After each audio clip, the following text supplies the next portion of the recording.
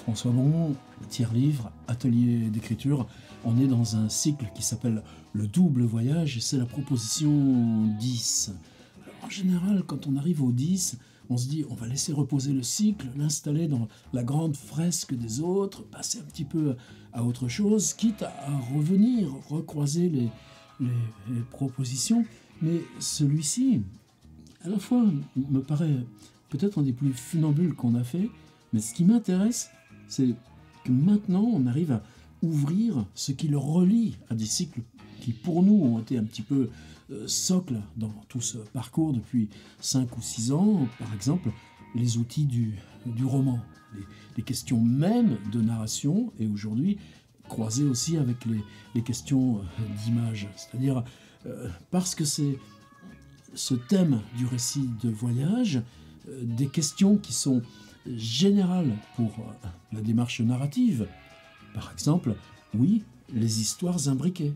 Et sur la proposition numéro 9, j'avais à la fois donc Monique Wittig, Les guerrières, où il y a ces paragraphes à 10 reprises qui dit « Elle raconte que » ou prénom et nom leur racontent l'histoire de. Donc un statut particulier de l'histoire imbriquée, mais c'est la même chose dans La vie mode d'emploi de Pérec. On n'est pas du tout dans un récit de voyage où il y a pourtant à la fin, dans l'index du livre, tout un 2 ou 3 pages ou 4 pages même pour retrouver les histoires que Pérec raconte au fil de son livre. Je vais mettre mon casque. C'est meilleur pour la concentration. Alors, aujourd'hui, pour cette proposition 10, je voudrais qu'on travaille un petit peu autrement. Je vais être un petit peu sur le mode exercice technique, parce qu'on va convoquer quelque chose qui n'est pas d'emblée lié au récit de voyage, mais qui est lié à la question de l'image.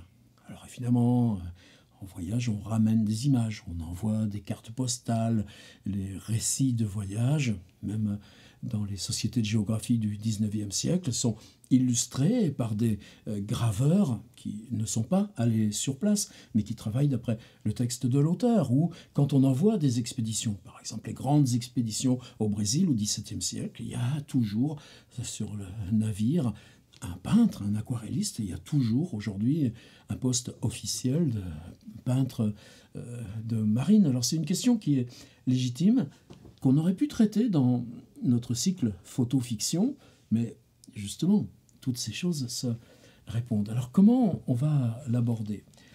On a invité en début de cycle, personne qui pour moi est importante, Olivier Odazava. Vous pouvez revisionner la rencontre. Comment travaille Odazava? Vous savez qu'il a un site qui s'appelle Dreamlands Virtual Tour et que depuis quasiment 10 ans, chaque jour, il installe comme un billet de blog partant d'une exploration. Vous voyez, 3105e jour ce vendredi 24 mars. Et ce qu'il installe, c'est un récit à partir d'une exploration de Google Street View. Ça veut dire qu'il n'est probablement pas allé à Oxford, où une maison se décore d'un requin qui lui est tombé sur le toit. Haddington, quartier tranquille de la bonne ville d'Oxford. On est le 9 août 1986, est inauguré Untitled 1986, œuvre commandée par Bill Hayne, propriétaire de la maison, le sculpteur John Buckley, etc. Et puis c'est ce qui s'entremêle avec la ville. Et donc Olivier passe de ce qu'il trouve, ce qu'il fabrique à partir de Google Street View à une instance narrative qui peut être de méditation, de fiction ou simplement d'illusion d'un voyage réel. Et lors de notre rencontre, on a évoqué ce livre qui s'appelle Éclat d'Amérique, où il ne s'agit pas d'extrait du blog, mais parallèlement à son blog, de garder des explorations Google Street View pour un trajet, un voyage en Amérique qui prend tous les États par ordre alphabétique. Et j'affirme que oui, je continue d'affirmer que c'est un livre magnifique pour ce lien, cette frontière entre réalité et fiction. Nos voyages effectués nos envies, nos projections de voyage rêvés. Alors, est-ce qu'il s'agit de faire comme à Odazawa? Non, c'est pas ça qui nous intéresse. Mais par contre, si vous allez vous y balader ou si vous prenez, il y a un très grand index à chaque fois là, sur la bande gauche et que dans cet index, vous alliez choisir une ville en particulier. Kenosha, je ne sais pas du tout où c'est. Aujourd'hui, en attendant que le téléphone sonne, j'ai passé de longues minutes à observer un nuage qui traversait le ciel, ou d'autre côté Kenosha, donc c'est une ville là encore en Amérique, mais par exemple si je cherche à Arkhangelsk, vous savez qui est dans l'océan, au bord de l'océan Arctique, il y a un livre de Georges Simenon qui s'appelle Le petit homme d'Arkhangelsk. Bien, là, on n'est plus dans Google Street View, on est sur un autre logiciel de repérage, l'équivalent russe qui s'appelle Yandex, ce qui veut dire que une fois qu'on est sur Google Street View, je vais y revenir, on peut explorer comme la totalité du monde, y compris des villes. L'autre jour, tenez, pour une raison personnelle, familiale, on m'a parlé de Malindi au Kenya. Eh bien, j'ai ouvert Malindi, et puis Malindi, en me rapprochant du centre-ville, j'ai posé mon petit bonhomme, ça m'a fait apparaître les routes, et puis j'ai vu les rues, les hôtels, la mer, et tout d'un coup, voilà une réalité qui s'ouvre. Et on peut s'y balader, et puis tout d'un coup, ça devient comme un micro-univers qui trouve une instance de réalité aussi forte, soit que nos souvenirs, soit que ce qu'on cherche à construire pour un voyage imaginaire. C'est-à-dire qu'on peut prendre ça, un tas de tuiles là contre le mur, ces bambous mis à sécher, ou simplement cette antenne satellite dans les fleurs, et refabriquer du monde.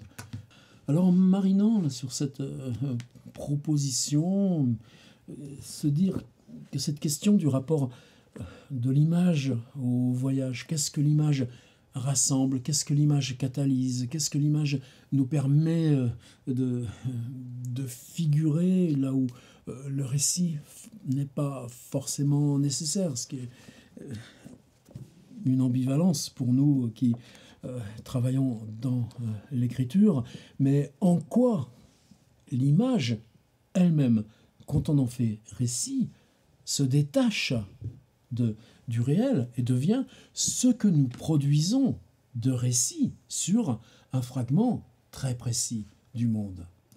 Et pour ça, j'ai eu envie de partir du projet parallèle là, sur lequel je suis embarqué en ce moment à partir de Rabelais. Et Rabelais, vous savez, c'est un territoire qui s'organise, je repasse en mode plan, autour de, non pas sa maison natale, parce qu'il est né à Chinon, mais cette maison familiale qui est là en pleine campagne à la Devinière. Et Rabelais utilise ce territoire de l'enfance pour fabriquer un récit, celui de la guerre picrocolline, qui se passe tout dans un petit mouchoir de poche. C'est-à-dire les Foissiers partent de Lernay, à 5 km, et se dirigent vers Chinon pour vendre leur bonne brioche et leur bonne foisse. Et puis, en passant près là de la Devinière à Seuilly, une altercation avec ceux qui là préparent les vendanges prochaines. Et l'altercation se traduit par un recours à Picrocole qui va s'établir là dans ce château de la Roche-Clermault. Et tout ça, on est à 3 km, 4 km, et ça va devenir un événement mondial. En tout cas, quand Ulrich Gallet vient faire devant le château de la Roche-Clermault sa harangue pour dissuader que la guerre prenne d'autres proportions. On est dans un texte complètement actuel, autant que dans ce même château de La Roche-Clermault, Merdaille et Spadassin, qui décident au contraire d'une espèce d'extermination globale portée à l'échelle du monde. Ça ne nous concerne pas. Mais ce qui nous concerne, c'est ça. C'est-à-dire que si je prends mon petit bonhomme et que je l'installe à La Roche-Clermault, ici, eh bien, tout d'un coup, le château de Picrocole, là je suis un peu loin, je vais redescendre un peu sur le chemin, eh bien, le voilà, il apparaît. Et cette image, je peux en faire une copie écran. C'est ça que je vais vous inviter aussi à en faire. Alors pour la technique, par exemple sur le Mac, vous appuyez sur commande majuscule 4 et vous avez un petit carré qui apparaît et je découpe mon image et ça y est, elle va venir s'installer sur mon bureau. 1, 2, 3, allez, s'il te plaît. Ça y est, c'est fait. Il lui faut un peu le temps de calculer. Et si je l'ouvre, voilà, après, je passe dans Lightroom ou Photoshop, je passe un gros petit insigne pansement là, sur leur zone blanche et ça disparaît. Et qu'est-ce qui est intéressant? C'est que si je prends cette image, par rapport même au texte de Rabelais. Dans Rabelais, il y a le château de la Roche-Clermault. On s'imagine un truc aussi fantastique que le Louvre, que Chambord. Mais non, c'est oui, c'est quelque chose de fortifié, avec une cour intérieure, avec un vieux donjon, avec cette grange très, et surtout cette situation qui le pose là sur une butte d'où on peut voir justement toute la région, et le musée Rabelais, il est juste par ici, derrière les arbres. C'est-à-dire, si je passe par maintenant la description de l'image, j'aurais quitté le réel, je ne parlerai que de cette composition abstraite, paysagère que j'ai faite. Ce serait la même chose quand Turner remonte la Loire et puis, arrivant de Saint-Florent-le-Vieil, là où plus tard vivra Julien Gracq, dessine à l'aquarelle la vue du village depuis l'autre rive de la Loire. Alors ceci étant posé, qu'est-ce qu'on peut en construire comme exercice? Je reste sur mon projet Rabelais. Bien sûr, dans Gargantua, il y a toute une liste de toponymes. Vauguyon, par exemple. Allez chercher le village de Vauguyon, allez chercher s'il y a encore un village de Vauguyon. Oui, c'est ici, maintenant c'est transformé en gîte, vous voyez. Mais si j'amène mon petit bonhomme, voilà, je vais voir le château, je vais voir son entrée, mais très discrètement. J'aurais du mal à hop là, voir à travers, si, ça y est, voilà le château de Vauguyon, et il n'a plus rien de géant, alors que dans le livre de Gargantua, il accueille Gargantua et toute son armée. L'idée, c'est de construire un voyage. Donc, de choisir une zone. Moi, arbitrairement, là, en ce moment, je travaille sur celle-ci. J'ai promené mon petit bonhomme, là, par exemple, là, juste en face, là, c'est la rivière la Vienne, Chinon est là, et là, après Cravant, il y a un petit village qui s'appelle Panzoult, et à Panzoult, c'est là où dans le tiers-livre, Panurge va conférer avec une sibylle, une sorcière de village. Donc en cherchant quel chemin il a pris, et en suivant cette route, on m'indique là, barre de l'Espérance. Tiens, l'Espérance, ça résonne avec guerre. Je mets mon petit bonhomme, et puis tout d'un coup, sur ce beau rond-point sacrément étudié, en me tournant, je découvre ce bistrot qui s'appelle l'Espérance. Puis tout d'un coup, c'est un monde de signes, d'indications, de portes, de fenêtres, la petite boîte aux lettres. Je n'avais jamais entendu parler de ce patelin de rivière. Donc, tu prends ton petit bonhomme, tu explores, et puis... qu'est-ce que ça m'a donné? Ça m'a donné une coopérative agricole. Voilà la coopérative agricole avec ses bâtiments. Et puis tiens, la Google Car, j'ai même pu suivre le chemin. Et tout d'un coup, là, j'arrivais à une image abstraite, construite. Je crois qu'elle est reprise là dans la cinquantaine que j'ai sélectionnée. Repérage, rivière, coopérative agricole, et la voilà. Et tout d'un coup, c'est plus attaché à rivière. C'est un lieu de vie. C'est un lieu où des gens passent des heures et des heures tous les jours, pendant longtemps. C'est des formes géométriques. On ne va pas discuter d'esthétique, c'est pas le propos. Mais si j'explore ce village de Rivière et que je m'en vais là dans le vieux centre, je vais avoir des vues où je vais retrouver la dimension paysagère. J'ai vu une salle des fêtes, je suis allé me promener dans la salle des fêtes. La salle des fêtes, c'est un petit peu bizarre, c'est juste un préfabriqué comme on les faisait dans les années 60. Et tout d'un coup, là encore, quand on en fabrique une image, avec salle des fêtes ici sur le panneau, avec les poubelles, avec la bibliothèque là, au fond de l'impasse, qu'est-ce que ça dit sur le monde qui est le nôtre? On la voit, la bibliothèque, qui s'appelle Au repère des livres, tout au fond de la petite impasse. Et comme c'était pas loin de Noël, probablement, oui, décembre 2021, il y avait un petit Père Noël de pendu. Et puis à côté, c'est l'école. Le mot école qui est inscrit à la verticale, là, de champ.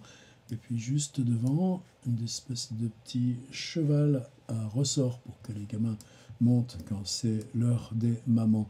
Je ne veux pas vous embêter avec ça. Ce que je veux vous proposer, c'est qu'on se serve de ça pour faire de la fiction. Qu'est-ce que j'ai gardé aussi? En explorant Rivière, j'ai aperçu le tracé d'une ancienne ligne de chemin de fer. J'ai mis mon petit bonhomme et je suis tombé ici sur une ancienne gare. Et quand j'avais fait paysage fer, je sais que souvent on était allé, souvent ces vieux bâtiments étaient confiés à l'époque à des vieilles personnes qui toute leur vie avaient travaillé à la SNCF. Celui-ci a été muré, c'est fini. Mais là encore, c'est des possibilités de fiction. Alors je suis chez moi, évidemment, l'exercice, il n'est pas là. On revient, on remonte l'échelle, voilà, on met le monde entier.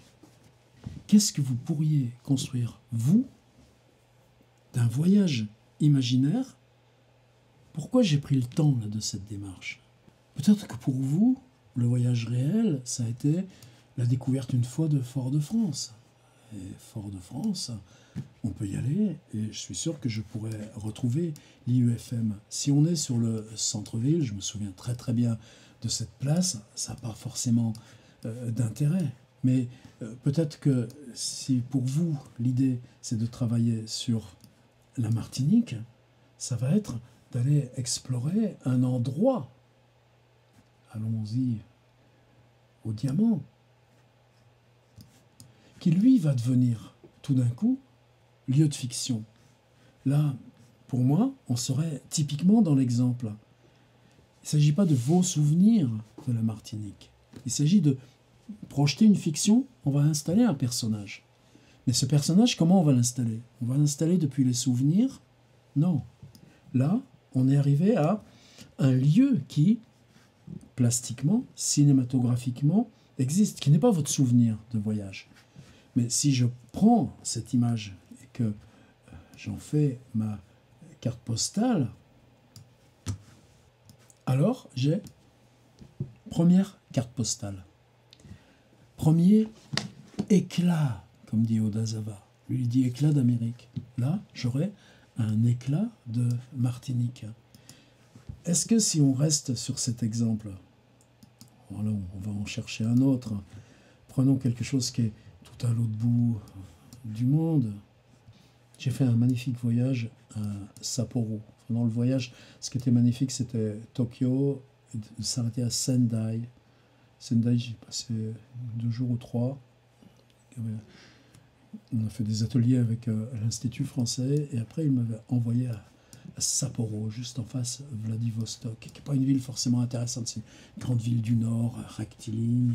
Mais si vous, l'idée, c'est Sapporo, on va grossir, puisque la Google Car, dans ces petites ruelles, doit être infini, les parcours sur limite de ville, avec les montagnes. Bon. Mais si j'ai le grossissement suffisant, je peux partir sur un pont. Ici, tiens, il y a le pont et une voie ferrée. Et tout d'un coup, je vais avoir un paysage qui, lui, peut devenir carte postale. Ça vous fera votre deuxième carte postale. Là, je prends exprès Japon, Martinique. Vous allez choisir un point précis, comme moi j'ai choisi mon Indre-et-Loire. Un autre exemple, tenez, je vais chercher Brattleboro dans le Vermont. Brattleboro dans le Vermont, c'est une toute petite ville minuscule, qui est restée minuscule.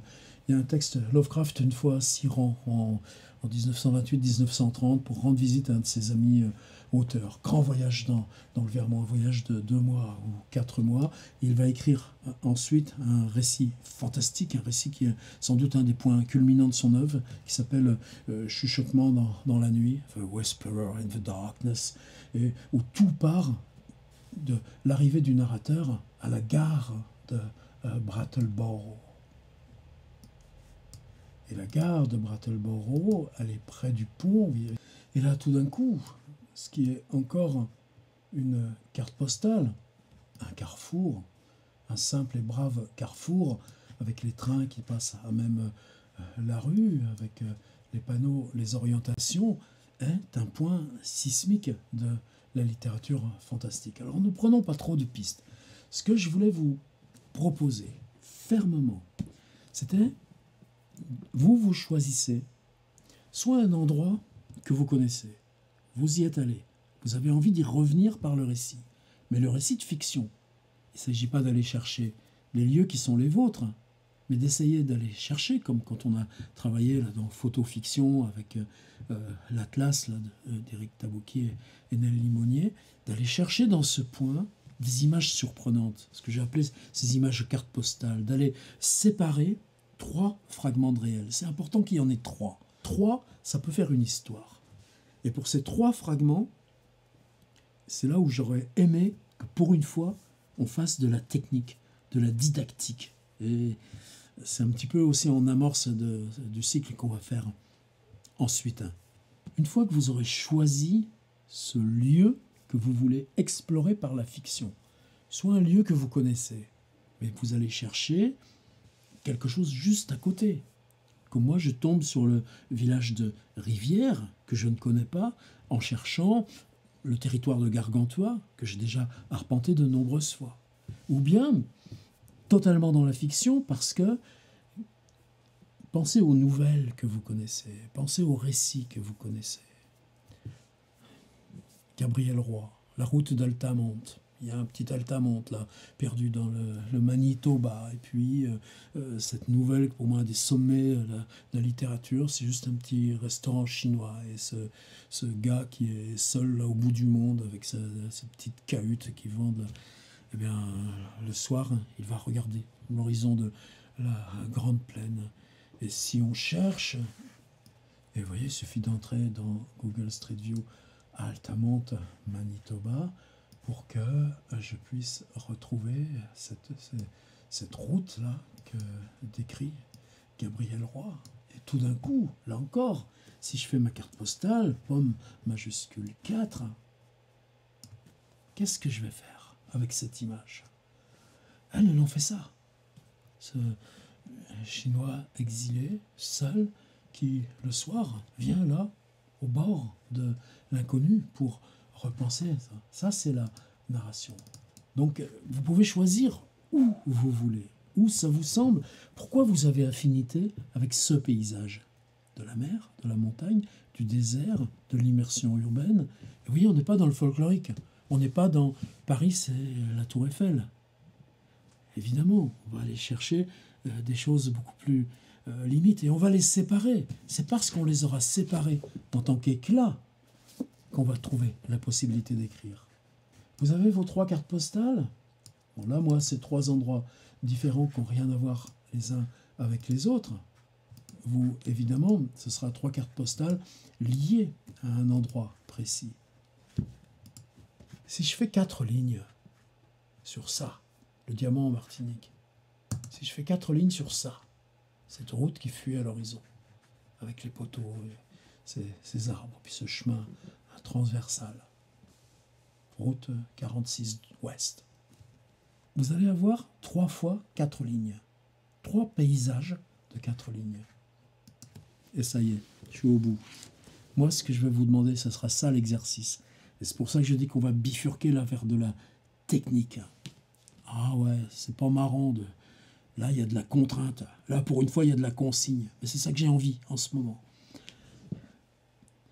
Vous choisissez un endroit, soit une exploration, mais pas Google Street View, de lieux auxquels vous êtes attaché ou de lieux desquels vous rêvez. C'est pas la même chose. Dans tous les cas, l'écriture, elle va se faire par une base matérielle. La base matérielle arbitraire, d'aller chercher ces petites cartes postales, et justement, non pas d'écrire en gros sur la Martinique, mais d'écrire sur ça. Être posé à cet endroit-là, les fesses sur ce rocher, et regarder le ponton et ce rocher, et il se passe quoi sur cette plage? Et donc vous aurez fait vos 3 fois 4 lignes, les 3 cartes postales du même lieu. Vous avez choisi quelque part sur la Terre, un point quelque part sur la Terre. Si vous le connaissez, les cartes postales vont s'en séparer, produire quelque chose d'arbitraire, parce qu'il n'y en a que 3 fois 4 lignes. Vous rêvez d'aller quelque part, à Sapporo, vous aurez pris sur Google Street View 3 cartes postales qui ne sont pas la complexité, mais qui sont une image abstraite de la fiction. Vous avez fait les 3 fois 4 lignes? Eh bien, un 4e paragraphe. C'est un personnage à la 3e personne, il ou elle, un jeu si vous voulez, mais un jeu qui n'est pas vous, un jeu qui va se promener comme le peintre dans son tableau. Et puis là, sur l'élan des 3 fois 4 lignes prises aux cartes postales Google Street View, comme Odazawa avec éclat d'Amérique. Le mot éclat est central. Eh bien, vous amorcez ces 4 lignes qui sont un synopsis de fiction, un début de fiction. Pour rien. Il fait quoi le personnage là, assis sur la plage du Diamant, devant les rochers? Et à quoi il pense? Peut-être vous n'êtes pas parti pour 4 lignes, mais pour 400 pages. Voilà. C'est Voyage 10. La consigne est stricte. Elle s'appuie sur Éclat d'Amérique d'Olivier Odazawa. La seule chose que je vous demande, c'est de passer par Google Street View, n'importe où au monde, et Google Street View d'en extraire 3 cartes postales. Ces 3 cartes postales, à vous, ensuite, de faire un petit personnage qui est là, qui pense, qui attend, qui traverse, qui agit. Et on n'aura pas perdu notre temps. Je fais une contrainte, c'est pas marrant d'obéir à ce genre de choses. C'est pas grave, c'est pas grave.